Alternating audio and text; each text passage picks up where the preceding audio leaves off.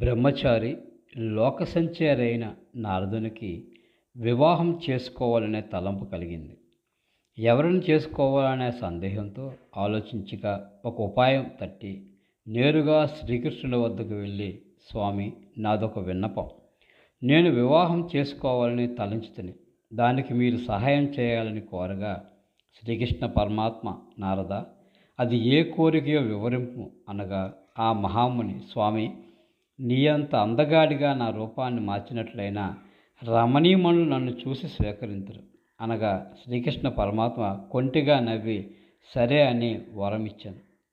ఆనందంతో ఆ బ్రహ్మ మానసపుత్రుడు చిందులు వేస్తూ మధుర నగరంలో వెళ్తుండగా నవ యవ్వనంలో ఉన్న స్త్రీలు పకపక నవ్వసాగారు.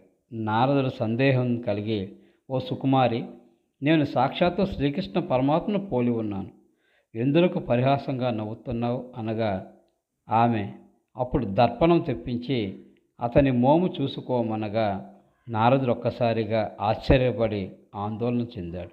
ఎందుకంటే శ్రీకృష్ణ పరమాత్మ అతనికి ఇచ్చిన రూపం వానర రూపం, అంటే కోతి ముఖాన్ని వరంగా ప్రసాదించాడు.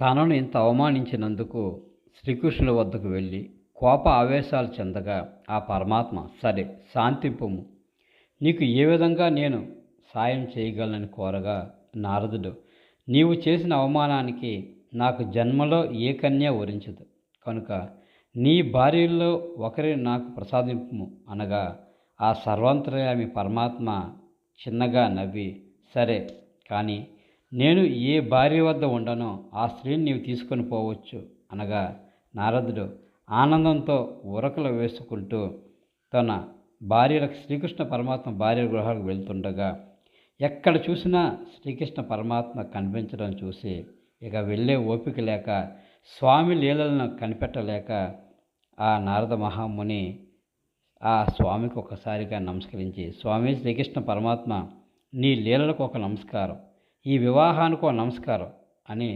బ్రహ్మచారి బుద్ధి తెచ్చుకొని ఇక మధురానగరంలో ఏ స్త్రీ వంక చూడకుండా అక్కడి నుంచి వేరే లోకానికి పరుగు పరుగున పారిపోయాను.